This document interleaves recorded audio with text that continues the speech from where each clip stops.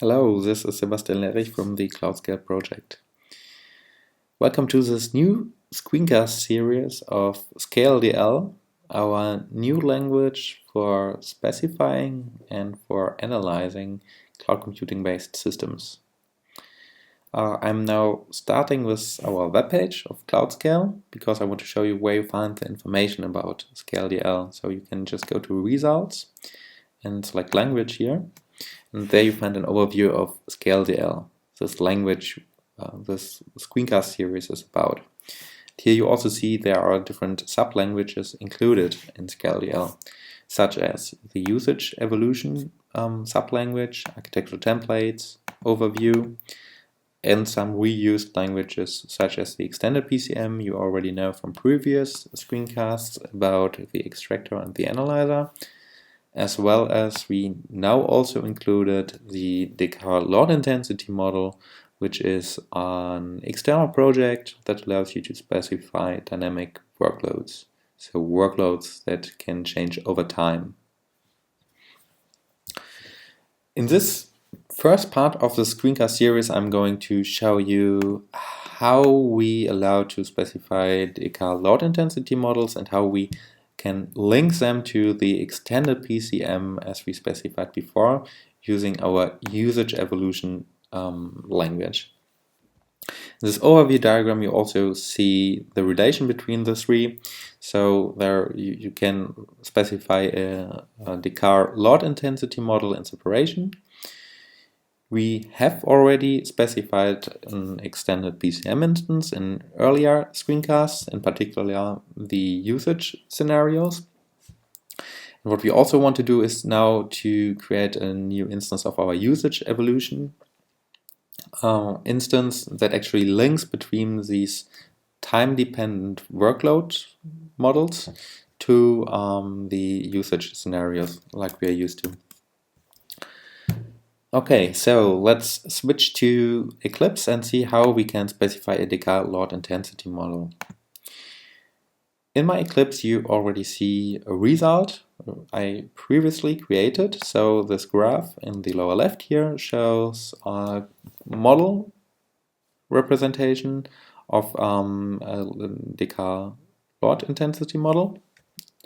It shows on the x-axis time and on the y-axis arrival rates.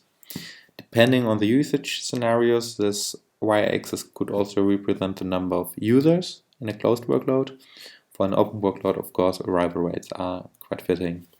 We now see that there is a linear trend over time. So at time 0, the arrival rates are also close to 0, but we linearly increase over time the arrival rates. So that's what's specified here in this model. Later on we can also link that to the extended PCM as we created in previous screencast. This example comes currently with our Cloudstore showcase. You can also download from our Git repository. I just checked that out into my workspace and opened this folder where we have usage evolution models and also the Descartes load intensity model inside. What I'm going to do now is I add another Descartes load intensity model to this folder. So I do this by right-clicking on this folder, choosing New, Other. And from this list here, I can now choose the folder Descartes load intensity model, and there's only one option for this model. I can go with Next. I have to give the file a name. Let's model a month. And I can go to Next then. And here I can now specify which types of time-dependent functions should be included. So there can be a seasonal part, a trend, and recurrent burst noise. I could also extract a complete model out of a trace, for instance, received from server logs. Yeah. But now I want to specify a new model, and I want to also specify all parts, such that we can see every part next. So going with next allows me to specify the seasonal pattern. The seasonal pattern is a pattern which reoccurs over and over again in periods. So for instance, I could specify a period of 1, maybe modeling 1 day within my months. And everything we see now in this preview would then model this 1 day. Okay, so I could, for instance, think of a day that has a certain number of peaks over the day, maybe let's say 2 peaks. Of course, I just jump down here. We have something called interval containing peaks, which is now set to 12, which does not really fit in the period of 1. So I should set that to something like 0.5. And now we also see in the preview how this function would now look like. So we have now a period of 1. So that's why we here on the x-axis see from 0 to 1. We have 2 peaks, as you see here. And the interval that contains these peaks has a size of 0.5. So that's from this peak to this peak, the width. I can also specify some other things. So I can specify a base arrival rate. So I could, for instance, start with 2.0, so which leaves the starting and the end point going up to an arrival rate of 2.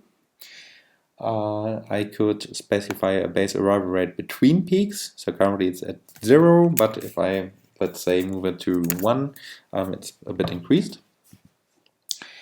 I can also specify a first peak arrival rate. So now it goes up to 10. Maybe that was too ambitious for the time being. Maybe we just go up to 3 here, and that's it. The last peak, I can also specify how huge the last peak is. So maybe that goes up to, let's say, 5, and we get a curve like this now. What I can also specify is the general shape behind this function. So currently it's an exponential trend, but I could also choose between linear trends, which would result in such a graph, a logarithmic trend, or what I will do is a sine trend, which would now look like this. So this could, for instance, model 1 day of usage of our Cloudstore now. So in the morning, there may be some peak. During lunchtime, everybody's having some food, so the system is left. But after lunch, there's plenty of time of ordering books until we finally arrive at home after work. A lot of people order books. So that may be a typical day for our Cloudstore. So we finish now with a seasonal pattern, which is repeated over and over again in the whole month I want to model. Speaking of the month, we can go now to next and specify the overarching trends, which would be in my case a month. Let's say of let's say of 30 days. What I can now do is I can interpolate this different seasons inside one trend. So let's say we start with an interpolation value of 10, and we will go up in 1 month to, let's say, 30. And now we model that we go from an arrival rate from 10 in this month to an arrival rate of 30, which now specifies that we expect like an increase in arrival rates in the first month when our Cloudstore starts being online. This may be an exponential trend, but we actually expect a linear one. So alternatives would be logarithmic and sine, but we go with a linear trend. You have also different selection operators. So we now multiplied here for specifying the combination of trends and seasons. We can also choose add or subtraction, but I will go with multiplication. In this graph below, you still see the underlying periods in a series of such periods. And derived from that is the linear trend I additionally now modeled. Using this checkbox, you can optionally also remove this additional information and just have a look at the general arrival rates, how we modeled them so far. Okay, so that would be what's happening over 1 month in our Cloudstore. Still, it's quite deterministic, and therefore we next add some noise to our graph. So what we can do is, for instance, so in this next part of the wizard, we can also specify recurring bursts. I won't specify these now, but I'm interested in some noise adding to my function, which could be, for instance, let's say maximum noise arrival rate of 20. So I get some noise inside 20 would look like this. This may be a bit too much, looking like this now without the other display. Maybe 10 is nicer. It may still be too heavy, so 6 looks quite good. So I added now some noise to my function for this month. This finishes already the specification of the decar intensity, load intensity model. So I can now just press finish, and as you see here in the arrival rate plot view, it's updated, now showing the model I just specified. If I need to adapt this model somehow or alter it again, I can use this tree editor that is also opened to alter what I specified before. So you find all this information again here in this tree editor. You have, of course, to open the properties view. So you can alter all the things I specified before also here in this tree editor. For details, I would refer to the decar project, which provides a lot more details about how to specify such models. The crucial thing for our tooling is that we can now actually link such a specification to the so far created models. And we can do that by specifying a so-called usage evolution model that comes also as part of ScaleDL, which is actually quite simple. So we can go again to new, other. And if you're here, you can actually enter a usage evolution model. So you find here this usage evolution model. You can go to next. We have now months or monthly usage evolution. Go with next, and here we have to specify a root object, which is just the usage evolution root. Can press finish, and we are currently provided with this tree editor that allows us to specify usage evolutions. So linking this previously specified decar load intensity model to our existing models. So we can give it a name like monthly usage evolution. We can specify a child, which is called usage. We can also have additional childs, but one is enough for the time being. The usage may be called browsing mix, so that's just a name. Because browsing mix is one of the usage scenarios we previously specified in previous screencasts. So there's a browsing mix usage model, and if you just want to see the diagram, I can also open it for you. It's the like the distribution of possible calls to our Cloudstore. It's specified here. in the previous screencast. What we now want to do is we actually want to link this arrival rate plot to the population number here, and make this population number not fixed to 10, but make it time depending. So starting with 0, we have something around 10, but it increases over time and with certain peaks.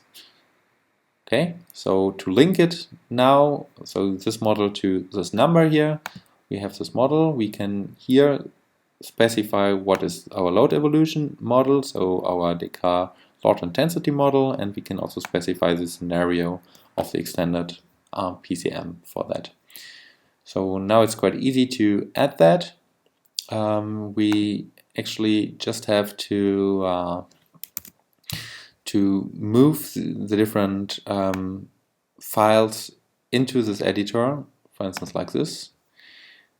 We can then just select it. So maybe I select the sequence for a month. I also have to link to the browsing mix usage model. I can also drag and drop it, simply like this. And then I can just choose the browsing mix here. I can then save the model, and I'm done specifying it. The analyzer now considers this load evolution, and you just have to link this model to be used by the analyzer. That is shown in a different screencast where we show the capabilities of the analyzer for such models. The focus of this screencast was just to show you how to model like these workload patterns. In the next screencast, we will again go back to this ScaleDL language here. We will further provide some additional information to our model regarding service level objectives. We will make later on also use of architectural templates, and I will show you how to use the analyzer using such languages. So stay tuned for the next episode. I hope you enjoyed it. See you next time.